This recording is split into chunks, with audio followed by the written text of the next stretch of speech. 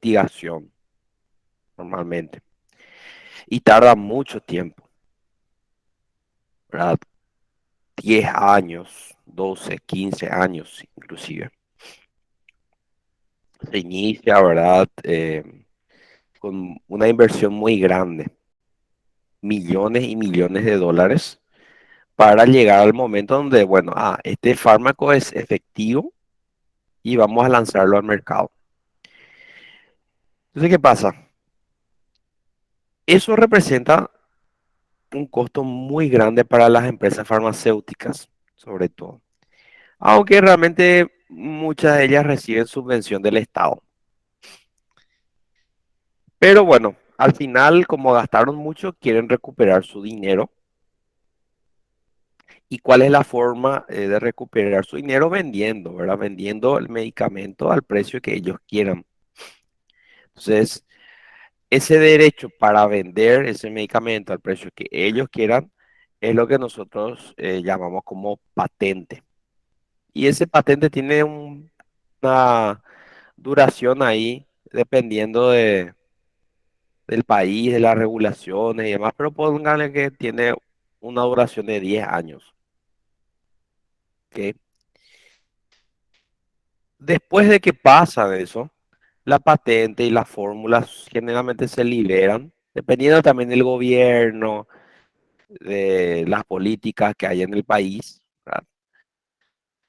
Se liberan y otras farmacéuticas pueden también elaborar la misma droga, pero no van a poner su marca, van a poner lo que es genérico, ¿verdad? Y generalmente el costo es más barato, ¿verdad? Porque suelen recibir también esta subvención por parte del Estado, pero en teoría el concepto que quiero que lleguen es que sí, los órganos de control de calidad de ese país funcionan, si es que todo está funcionando bien, si es que los órganos que supervisan que se hagan bien todos estos procesos, no debería tener diferencia un genérico y el de la marca, ¿verdad? No debería. Si todo funciona bien, si todo está funcionando, los órganos de supervisión son adecuados, hay un control de calidad, se ve que realmente se está cumpliendo el proceso, deberían ser iguales, ¿verdad? Solamente que el genérico es más barato, ¿verdad? No tiene la marca.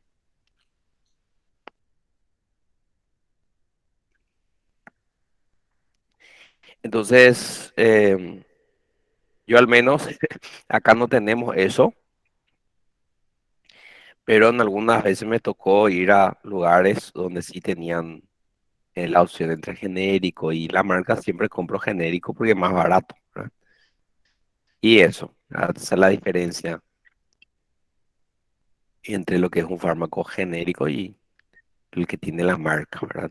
Pero es un concepto diferente al que nosotros decimos acá de primera, segunda, tercera línea, ¿verdad? Acá le voy a dar otro ejemplo.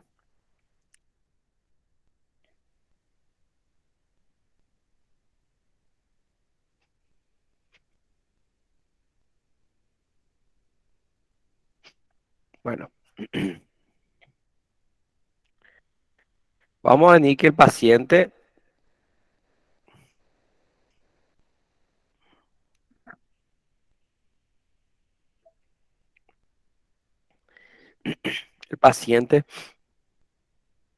tiene diagnóstico de faringoamigdalitis aguda bacteriana. Sí, es un paciente de 5 años, con fiebre, con dolor de garganta. Le abrimos la garganta, vemos placas de pus, petequias, ¿verdad? Le hacemos el examen físico, tiene adenomegalia y hacemos el diagnóstico de faringoamigdalitis aguda bacteriana. ¿Está bien? Ese paciente em, tiene que ser tratado con algún antibiótico. ¿Cuál es la mejor opción, el tratamiento de primera elección para el diagnóstico de faringoamidalitis aguda bacteriana?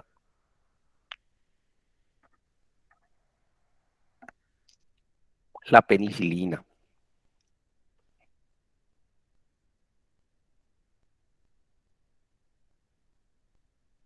benzatínica,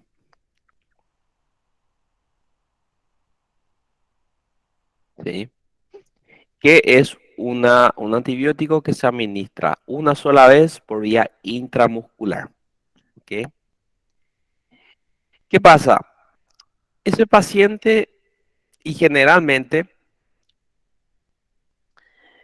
los médicos tienen miedo de aplicar penicilina benzatínica porque no, es raro, ¿verdad? No es muy frecuente, pero hay casos donde se generan reacciones alérgicas graves. La mayoría no opta por eso. Y me dicen la mamá, en este caso me dice la mamá que es alérgico a la penicilina. ¿Mm? Entonces, ¿qué hacemos? Buscamos una segunda opción, un fármaco que funcione para este paciente, ¿sí? A lo mejor no es tan efectivo para esa bacteria, pero le va a curar a ese paciente y, bueno, vamos a utilizar un macrólido, ¿verdad? Vamos a utilizar acitromicina, ¿sí? Que en este caso podríamos considerar de segunda línea, porque el paciente está alérgico, ¿verdad? Otro caso también con antibióticos. Imagínense una mujer de 35 años, tiene síntomas urinarios. El diagnóstico es ITU, una infección del tracto urinario bajo, cistitis. Actualmente uno de los fármacos que más se utilizan, ¿verdad? Es la nitrofurantoína.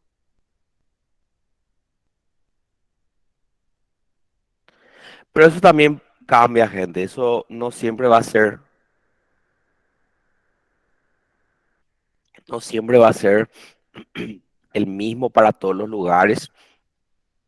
A lo mejor para lo que es en Estados Unidos tienen un fármaco primera línea, en Europa un fármaco primera línea, o a lo mejor cambia inclusive dentro del país, hay varias sociedades.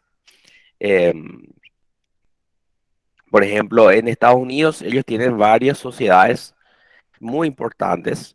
Por ejemplo, tienen em, para cardiología nomás, tienen la American Heart Association, una, pero también tienen American College of Cardiology. Después tienen la New York Heart Association, ¿verdad? Que son varias sociedades que investigan, hacen trabajos y también de repente guían estos protocolos, ¿verdad? Y hay veces que tenemos más de un fármaco de primera línea también, ¿verdad? Existen varias opciones que son ambas o varias efectivas y con bajos efectos adversos, entonces podemos tener varios fármacos de primera línea también. Pero vamos en este caso en particular, mujer, 35 años, tiene infección de tracto urinario. Normalmente la nitrofurantoína sería el fármaco de primera elección, ¿verdad? A una segunda elección, de repente, si es que la paciente vuelve o tiene recurrencias o la paciente tiene cuadros, o sea, ya se trató con nitrofurantoína, no funcionó, volvió, ¿verdad? Utilizamos un fármaco un poco más de amplio espectro, ¿verdad? Que es la cefixima. O también se puede utilizar la ceftriaxona intramuscular. Pero en esta paciente hay algo en particular que hace que optemos por un fármaco incluso menos utilizado. La paciente está embarazada. En este caso nosotros utilizamos otro fármaco que es la ampicilina por vía oral o en algunos lugares también suelen utilizar la cefalexina. ¿Mm? ¿Por qué? Porque la nitrofurantoína puede producir, ¿verdad? Malformaciones fetales, ¿verdad? ¿Ok? Ciprofloxacina suele utilizarse sobre todo como tratamiento para infecciones urinarias altas, ¿verdad? Em, pielonefritis sobre todo. Sobre todo en esos casos solemos utilizar eh, para infecciones urinarias altas, ¿verdad?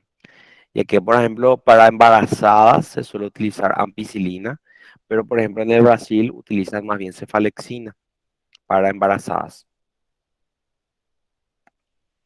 Esto no sería primera línea para los pacientes en general, pero es primera línea para pacientes embarazadas. En este contexto, esta es la mejor opción para ella, ¿verdad? Pero en general no suele utilizarse mucho, ¿verdad?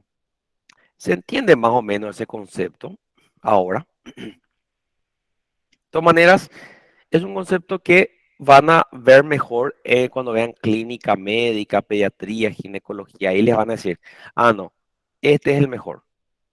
A lo mejor este es el que más se usa, pero a lo mejor este es muy caro.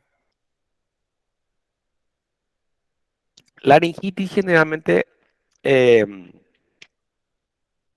suele utilizarse, sobre todo en niños. La laringitis en adultos no suele ser muy grave y no se trata con fármacos, o sea, solamente de forma sintomática, pero en niños se suele utilizar una nebulización de adrenalina, ¿sí? Se hace nebulización de adrenalina para disminuir el edema y además corticoides, ¿verdad? Corticoides inhalatorios, budesonida también, ¿verdad? Pero antibióticos no, ¿verdad? Porque generalmente las laringitis son virales.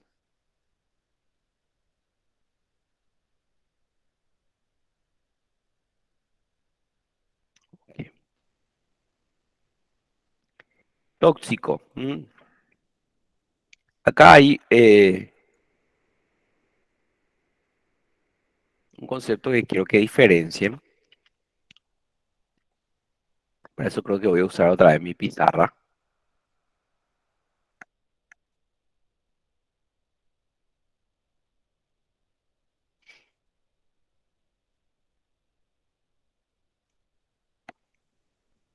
Quiero que diferencien lo que es el efecto tóxico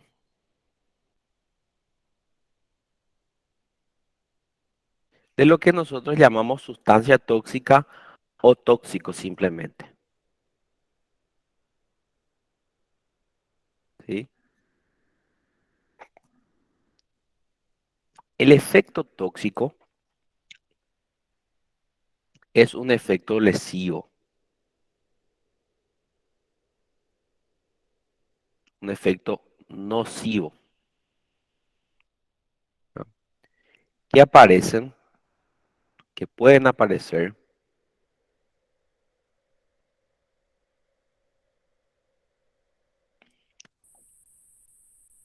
con con todas las drogas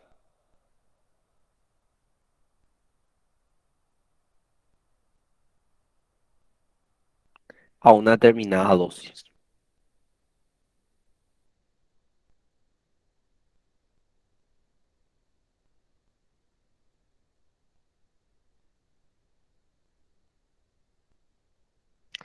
Básicamente todo es tóxico a dosis altas.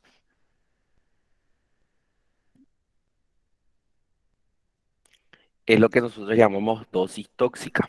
¿Ok? Bueno, El paracetamol, por ejemplo, si nosotros consumimos un comprimido, a lo mejor no pasa nada, ¿verdad? 400 miligramos, ¿verdad? 500 miligramos, un gramo. Pero si, por ejemplo, yo consumo 4 gramos por día de paracetamol, eso produce efectos tóxicos en el hígado, ¿sí? Em,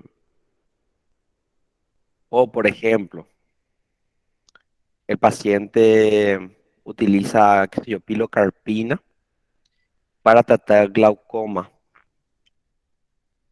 La pilocarpina es un agonista del sistema colinérgico. Cuando hay una intoxicación por pilocarpina, generalmente vamos a tener broncorrea, o sea, mucha secreción bronquial, vamos a tener mucha salivación, cialorrea, vamos a tener mucho peristaltismo, diarrea, ¿sí? Aparecen una miosis, ¿sí? Aparece una bradicardia, una dificultad respiratoria, chillido de pecho, ¿sí? Eso es el efecto tóxico que produce a dosis altas. O sea, toda sustancia química en dosis altas tiene la capacidad de producir algún efecto tóxico y es un efecto nocivo, un efecto lesivo con el cuerpo. Estamos produciendo lesión celular, ¿ok? ¿Y qué es un tóxico? Simplemente decir tóxico. Tóxico es una sustancia que carece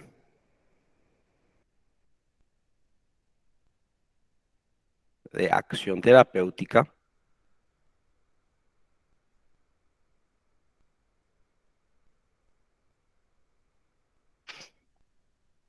y produce efectos nocivos o efectos tóxicos. Es una sustancia que no está diseñada para eh, tratar enfermedades. O sea, una sustancia que no fue diseñada como medicamento, como medicación. Simplemente es un tóxico, ¿verdad? Se diseñó para otros motivos. Por ejemplo, productos de limpieza, ¿verdad? Lejía, que es hipoclorito de sodio. No es un medicamento, ¿verdad? Se diseñó simplemente para eh, limpiar, para desinfectar superficies. Por ejemplo, detergentes, ¿verdad? Se utilizan para lavar ropa, para lavar platos. No son medicamentos, pero sí producen efecto tóxico. Entonces le llamamos simplemente tóxicos. Son sustancias tóxicas o es un tóxico, ¿verdad? Insecticidas, ¿verdad? Órganos fosforados. No se diseñaron para tratar enfermedades.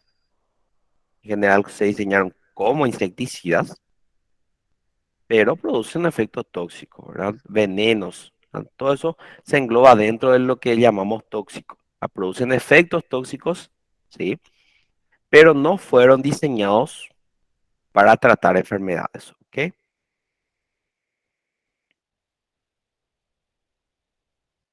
Dice, mi cuñada tomó 5 loratadina no dia sem o pai dela saber. Casi teve un infarto. ¿Su cuñado o el papá? Sí, la loratadina es un antihistamínico, ¿verdad? Se suele utilizar para tratar cuadros de alergia, congestión nasal y demás. Exactamente, o sea, ambos, el efecto tóxico es el efecto que produce cualquier sustancia, ni siquiera tiene que ser un fármaco, el oxígeno, simplemente el oxígeno a dosis muy altas tiene efectos tóxicos, ¿verdad? El oxígeno tiene efectos nocivos sobre el cuerpo a dosis muy altas. El agua, ¿verdad? El agua cuando usamos dosis muy altas, tiene lo que llamamos la hiperhidratación. Eso también es un efecto tóxico. O sea, cualquier sustancia química puede tener un efecto tóxico, incluyendo los medicamentos, ¿sí? Los medicamentos también tienen efecto tóxico, pero los medicamentos son medicamentos. Nosotros no decimos, ah, este es un tóxico. No, este es un ibuprofeno, ¿sí? O decimos, ah, no, este es prednisona, ¿verdad? Es un medicamento. No decimos, ah, no, mira, este es un tóxico, es prednisona. ¿Verdad? Le llamamos medicamento, pero también tiene efecto tóxico. Sin embargo, nosotros vemos un frasco de veneno para ratas y aparece luego una calavera, ¿verdad? ¿Cómo se dice calavera en portugués? Em, Caveira, sí, una caveira. Y dice, cuidado. Yo no digo este es un medicamento, no tiene acción terapéutica. Esto es un tóxico, digo, ¿verdad? Y esa es la diferencia. Lo que es un tóxico y que es el efecto tóxico es lo que produce. Esto también produce efecto tóxico. El diclofenac también puede producir un efecto tóxico, pero eso es un medicamento y esto es un tóxico. Este está diseñado para otra cosa, pero tiene bastante efectos tóxicos en el paciente, ¿verdad? No sé si más o menos se entendió esa parte, pero todos son sustancias químicas, ¿no?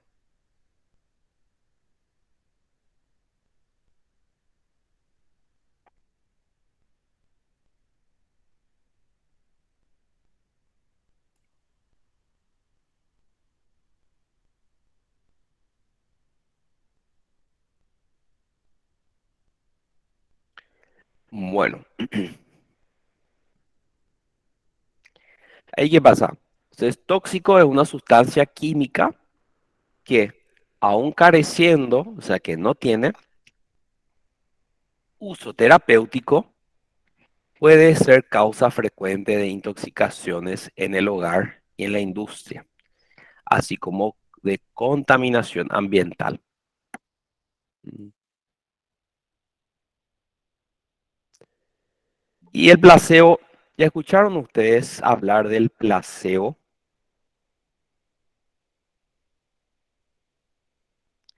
¿Qué saben del placebo? ¿Qué, qué les viene a la cabeza cuando escuchan esa palabra placebo?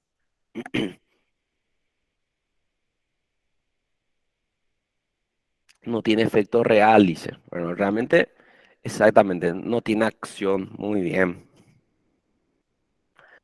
Falsa droga para ensayo clínico. Sí, exacto. Ok, muy bien. Ven, aquí les explico. No tiene propiedades farmacológicas, o sea, no tiene acción farmacológica, no tiene una, o sea, no produce una modificación en la función de ninguna célula. São medicamentos que têm mais causa psicológica, então o paciente acredita que esteja causando algún efecto positivo. Ahí también, incluso el efecto placebo puede causar efectos también negativos. Le decimos al paciente, no, esto te va a producir náuseas. Y no, normalmente no produce náuseas. Pero el paciente dice, ah, no, yo tengo náuseas. Ah, fue el medicamento. También sería efecto placebo. Bueno, vamos a definir acá. Ahí lo mismo, tenemos lo que es el efecto placebo, ¿no? Y tenemos la sustancia placebo.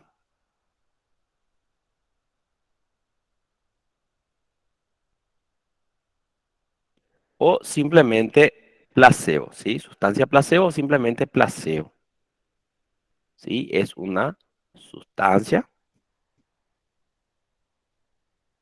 química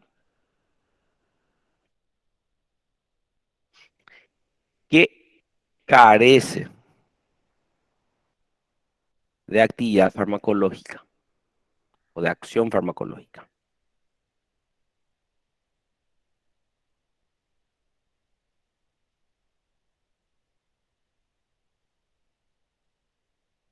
¿Mm? ¿Y qué es el efecto placebo? Es lo que produce condicionamiento psicológico, ¿verdad? Pero antes, suelen decir mucho fariña, ¿verdad? Inclusive muchos alumnos ya me dijeron, ¿qué es placebo? Me dijo fariña, ¿verdad? ¿Por qué? ¿Por qué usan ese término? No, ese es fariña. Porque vamos a hablar un concepto antes de qué es un medicamento, cómo está formado un medicamento.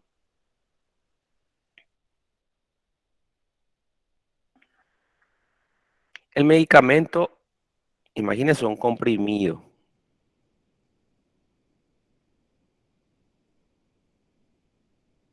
acá un comprimido.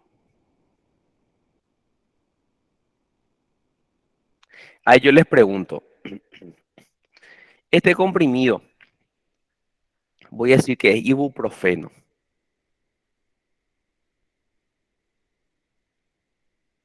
¿Les parece que 100% de este comprimido es ibuprofeno? No, ¿verdad? Porque 100%, imagínense, son 400 miligramos de ibuprofeno, ¿verdad? 400 miligramos es muy poquito. Eso pesa 1 gramo por lo menos. Entonces, probablemente 1 o 2% de todo esto sea ibuprofeno y el resto que son excipientes. Entonces, esto está formado por lo que es el principio activo,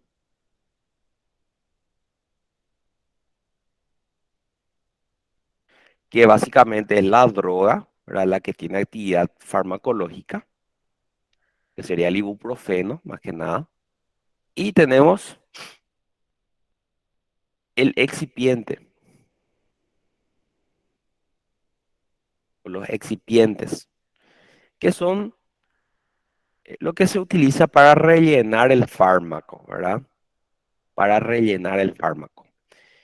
Y ahí tenemos aglutinantes, tenemos desintegrantes, tenemos cubierta, tenemos... Es decir, son compuestos que se agregan a la droga para facilitar el transporte, el almacenamiento, para facilitar el consumo, ¿verdad? De ese medicamento, ¿sí? Y dentro de los recipientes se utiliza mucho el almidón, ¿sí? Como sustancia eh, aglutinante, ¿verdad? Almidón o fariña de mandioca, ¿sí? Almidón o fariña, ¿verdad? ¿Qué pasa? Esto es lo que le hace color blanco a los comprimidos, ¿verdad? Normalmente. La sustancia placebo muchas veces se utiliza el almidón, ¿sí? Estos excipientes, entre ellos el almidón. Por eso muchos dicen, ah, no es fariña, ¿verdad? Porque no tiene principio activo, carece de droga, carece de principio activo, no tiene em, una acción farmacológica, simplemente es el excipiente, ¿sí? Ok. ¿Y qué es el efecto placebo entonces? Vamos a ver acá,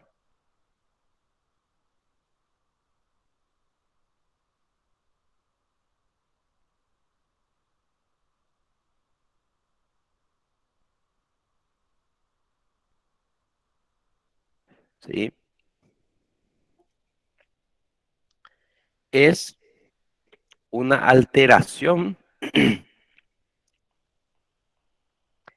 en la percepción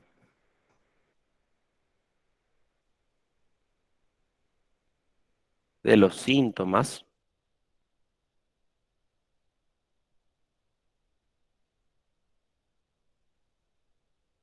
debido a un condicionamiento psicológico.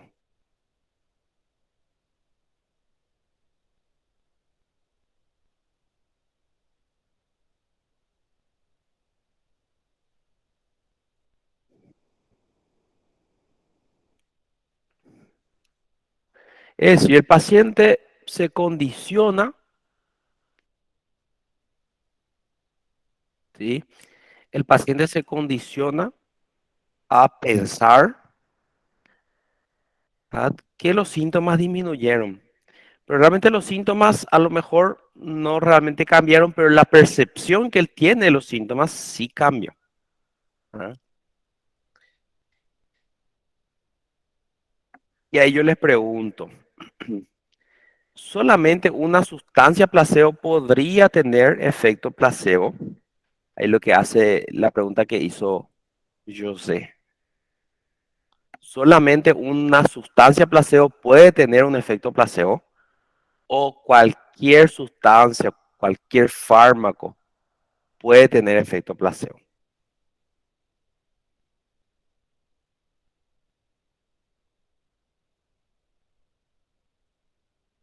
Ok. Cualquier, ¿verdad? Ahí Joan pregunta si la mitad de comprimido es placebo. Realmente no, ¿verdad? Cuando un comprimido tiene una droga, la droga está en todo el comprimido, ¿sí? ¿Sí? Está distribuido en todo el comprimido. Esto se diluye, ¿verdad? Se mezcla. Cada, cada, cada porción, ¿sí? Cada porción de este comprimido tiene la droga. Entonces, no es un placebo, ¿sí? O sea, no es una sustancia placebo. Ahora, eso de que decir que esto es, o los excipientes son siempre placebo, ¿verdad? Tampoco es algo que está correcto, digamos, decir. Excipiente es lo que se utiliza para facilitar el transporte, el almacenamiento de los medicamentos, ¿sí? Solamente que justamente coincide que el placebo solamente tiene excipientes, ¿verdad? Pero como le digo, si nosotros tenemos un comprimido de ibuprofeno, el ibuprofeno está distribuido en todo el comprimido, ¿sí? Está diluido. En teoría, si nosotros partimos hasta la mitad o en tres, cuatro partes, todos van a tener la droga, ¿sí? Otro punto, ¿verdad? Entonces, todos los medicamentos tienen algún porcentaje de efecto placebo. ¿M? Y ahí yo les digo, ¿el efecto placebo depende de la persona o depende del medicamento?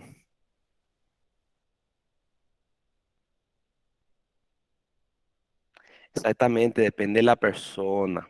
¿Sí? Exactamente.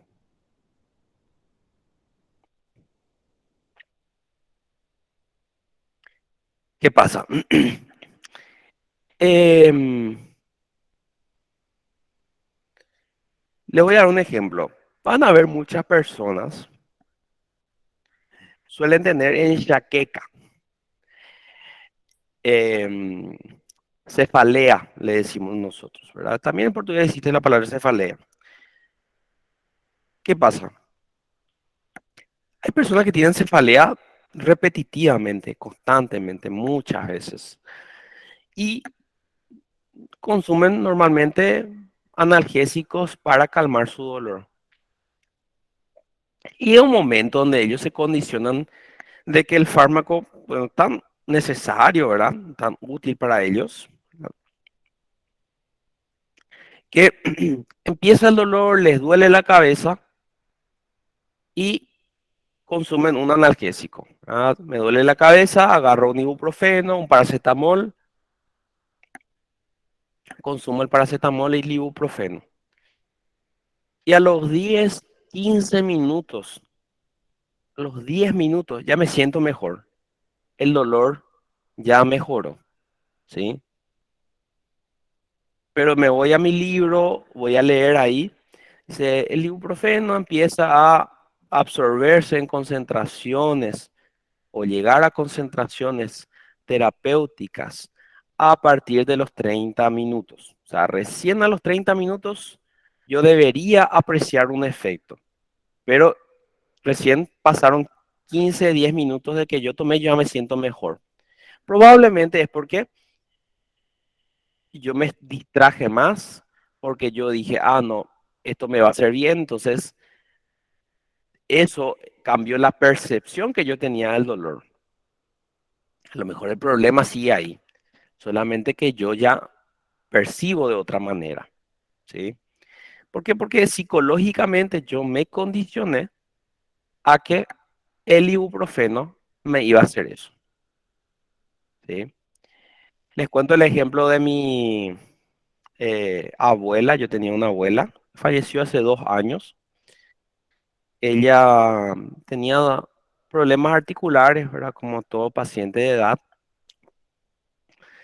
Y solía tener dolores, ¿verdad? Frecuentemente, sobre todo por las noches, no podía dormir bien.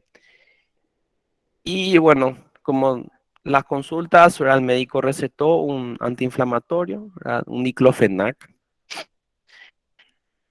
Y nos advirtió, o sea, le advirtió a mis tías, a mi mamá,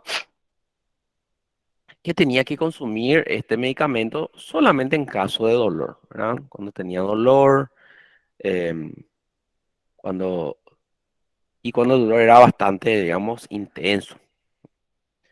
Porque no era muy conveniente que ella todos los días consuma este antiinflamatorio porque podría tener problemas gástricos, ¿verdad? Los antiinflamatorios suelen producir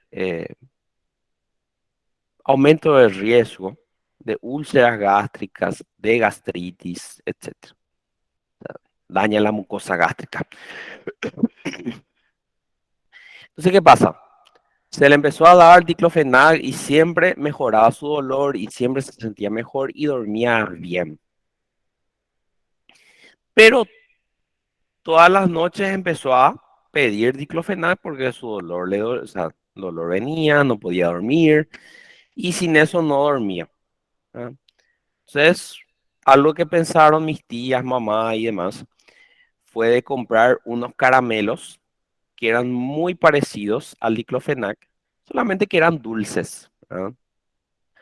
Y le empezaron a dar ese, ¿verdad? Probaron una vez, le dieron el caramelo y como ella ya era un poquito de edad, de repente muchas cosas no percibía bien, ¿verdad? Y tomaba el caramelo pensando que era diclofenac. Y aparentemente su dolor mejoraba también.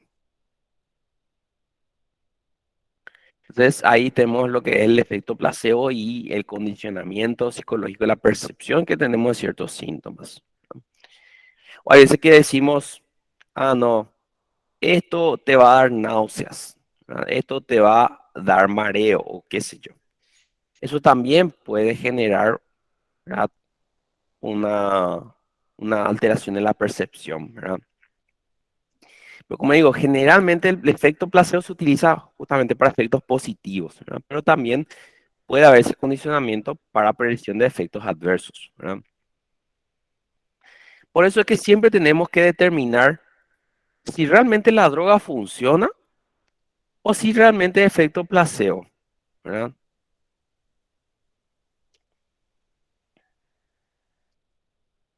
Y vamos a ver, voy a probar una droga, ¿verdad? Vamos a hacer un ensayo clínico. Yo quiero probar la efectividad de una droga A. Para eso yo necesito ensayos clínicos, ¿verdad? Voy y recluto,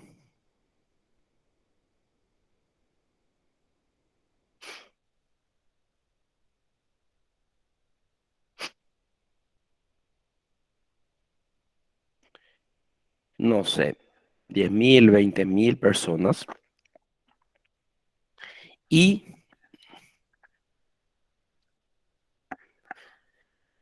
les doy el comprimido, la droga, a todos y cada uno de ellos. Le digo que es un analgésico nuevo que em, es revolucionario, o sea, está siendo lanzado al mercado y se utiliza para tratar dolores de cabeza, enxaqueca, cefalea, que van a, en teoría, deberían sentir o tener una mejora en su dolor, ¿no? Y que tienen que consumir un comprimido cada tantas horas. Luego de un mes, vienen y hago una nueva entrevista, ¿verdad? Les pregunto qué tal les fue a ellos, si realmente percibieron una mejora. Y me dicen, el 60% de todos estos pacientes percibieron una mejora significativa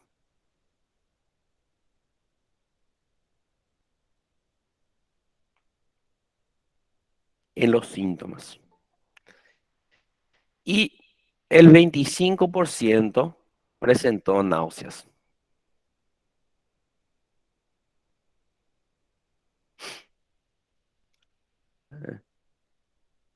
Yo puedo decir que este medicamento es efectivo, que tiene 65% de efectividad, que en un porcentaje de 25% produce efectos adversos como las náuseas.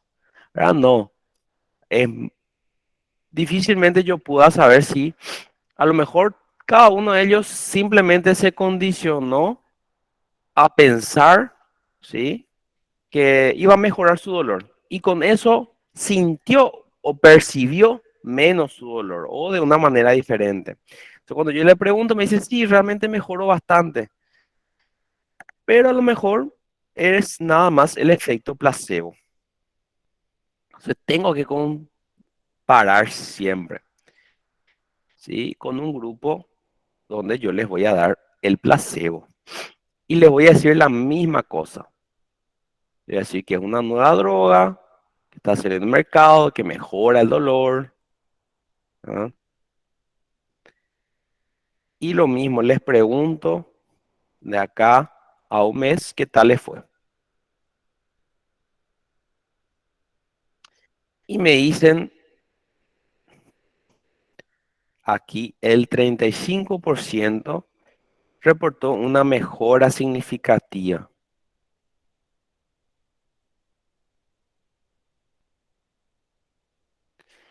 y aproximadamente un 5% presentó náuseas.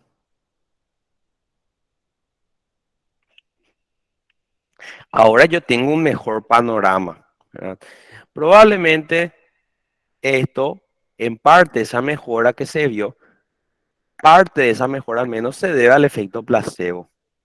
Y parte sí es el efecto real del fármaco. O sea que tiene alguna efectividad, ¿sí? Pero parte de su efecto también es placebo. Dentro de sus efectos adversos, realmente ahí vemos una mayor diferencia. Solamente el 5% presentó náuseas con el placebo. Sin embargo, el 25% presentó náuseas con el medicamento. O sea, las náuseas son un efecto adverso importante de este medicamento, ¿no? ¿Se entendió más o menos esto? Sí, exactamente. Hay un caso en Doctor House donde justamente, y esto generalmente se suele hacer en lo que se llaman ensayos clínicos controlados doble ciego, donde ni el médico ni el paciente que está recibiendo puede saber que está recibiendo un placebo, ¿verdad? Ahora se están haciendo muchos ensayos de este tipo con ivermectina, acitromicina, para ver realmente si funcionan o no.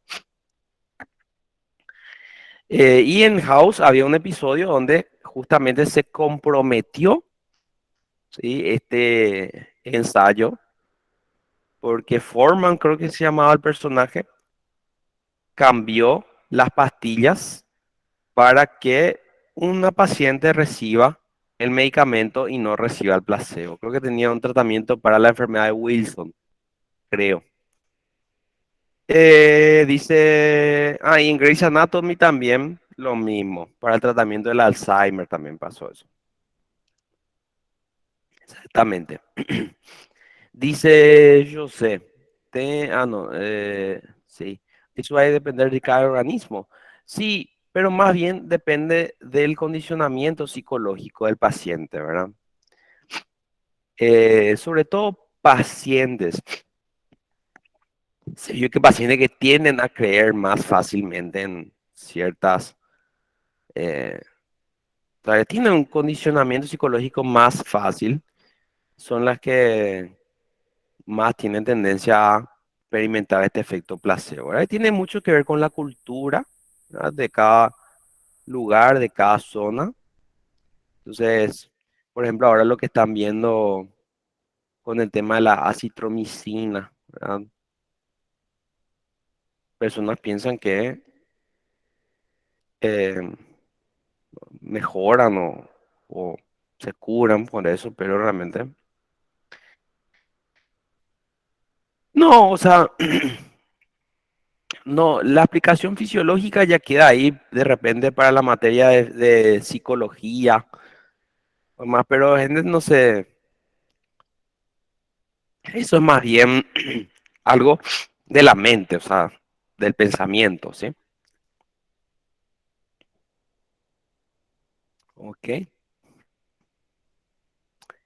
bueno, hasta acá, todo tranqui, se está entendiendo.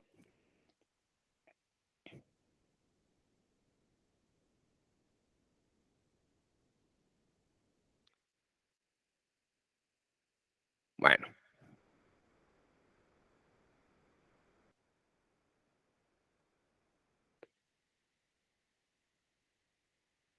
farmacocinética. ¿Qué es la farmacocinética? Es un contenido que vamos a dar la próxima clase a lo mejor o la siguiente. La definición se pregunta, gente, ¿sí? Se pregunta. Esto suele caer en el examen en la primera prueba de proceso y también cae en la primera prueba parcial.